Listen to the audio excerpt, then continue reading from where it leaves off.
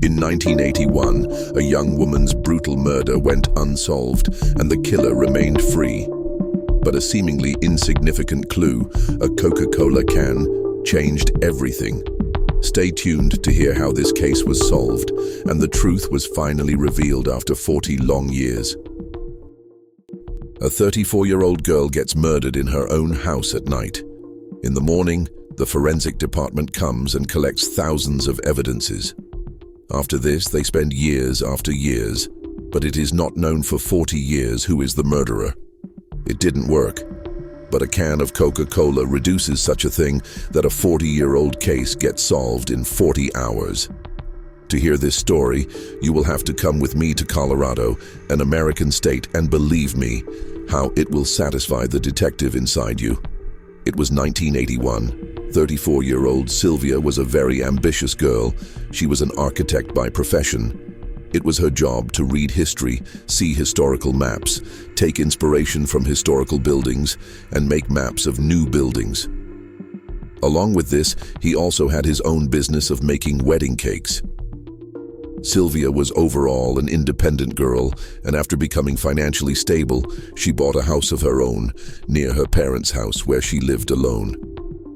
But she always drank morning coffee with her family. This year, in 1981, it was 4th August.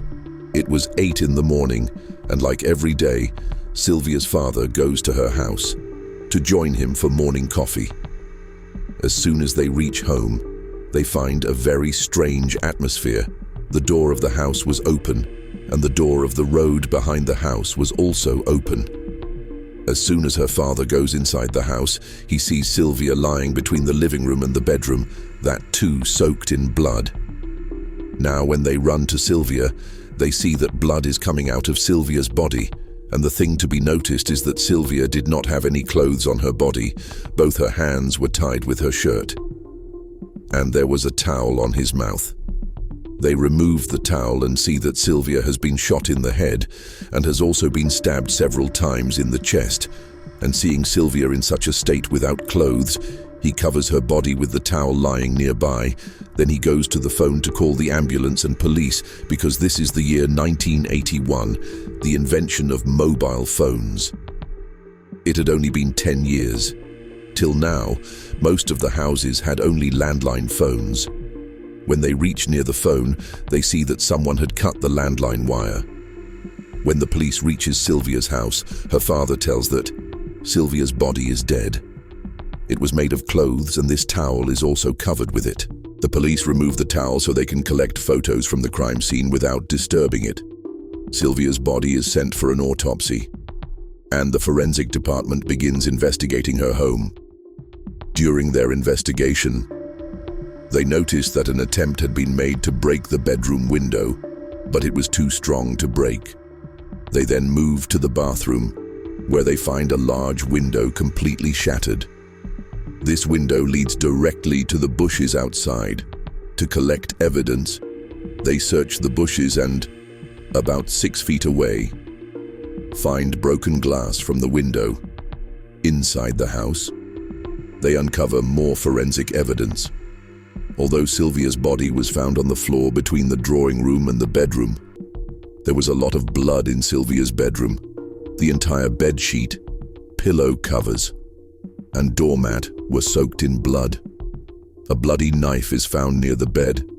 This knife, along with Sylvia's blood-soaked bed sheet, pillow covers, an orange rug near the bed, the towel used to cover Sylvia's face, swabs taken from her private parts since she was found without clothes, and the shirt used to tie her hands are all collected by the forensic department for further analysis. The police begin questioning Sylvia's family.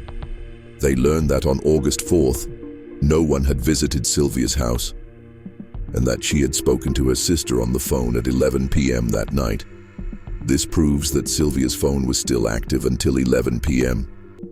But after her murder, the phone wires were found cut, suggesting that whoever entered her house did so after 11 p.m. The autopsy report reveals 2 causes of death. First, 3 stab wounds to her chest, which caused deep injuries to her heart and both lungs, leading to massive blood loss and ultimately her death. The second cause of death was a gunshot wound to her forehead. The swabs from Sylvia's body indicated sexual assault, as semen samples were found on the pillow, bedsheet, towel, and other items. Additionally, a deep red mark on her neck indicated an attempt to strangle her. The autopsy also showed that Sylvia fought back desperately, with many of her nails broken in the process. In 1981, forensic science was not as advanced, and scientists did not have the technology to conduct such detailed investigations, which prolonged the case.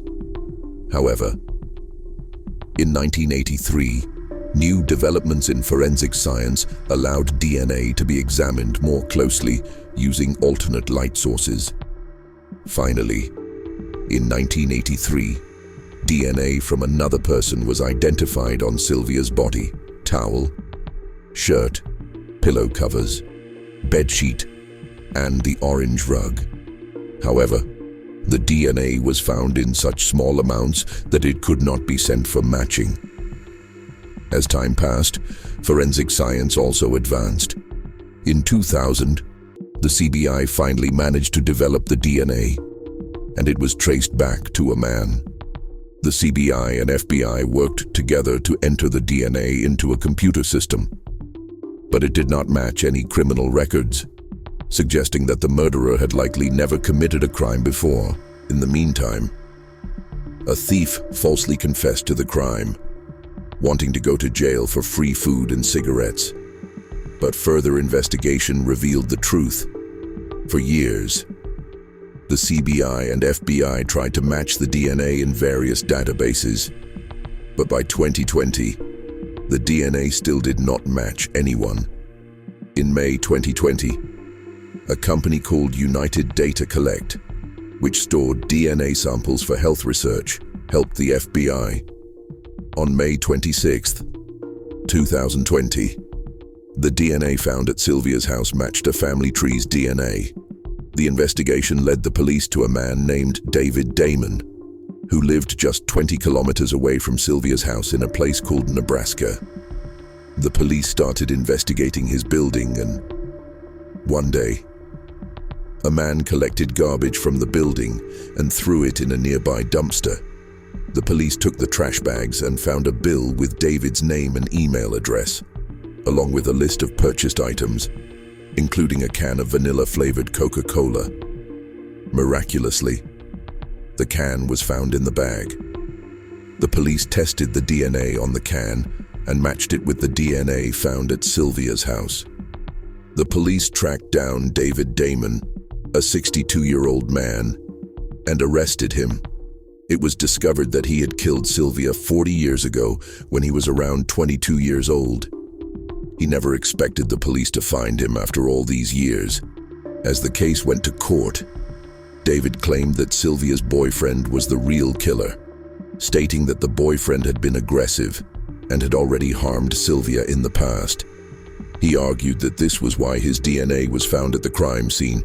However, this was just a desperate attempt to avoid the charges, as forensic evidence confirmed that the only DNA found at the crime scene was his and Sylvia's. In 2022, David was sentenced to life in prison, as all the evidence pointed to him. However, the exact reason why he attacked Sylvia in such a brutal manner has never been fully explained. The police believe that David went to Sylvia's house with sexual motives, assaulted her, and then killed her. Sylvia received justice, but her parents did not live long enough to see it. The only family member left to witness the justice was Sylvia's married younger sister. After the court's decision, the judge made an interesting remark, saying, "If a crime has been committed against you, don't lose hope. The police and forensic science will help you, and you will get justice." He also said, "Those who have committed crimes and escaped justice should not think they are safe forever. The police will come for them." If you're interested in true crime stories, you can subscribe to this channel. And if you found this case interesting, make sure to like the video. Stay alert, stay cautious, and stay safe.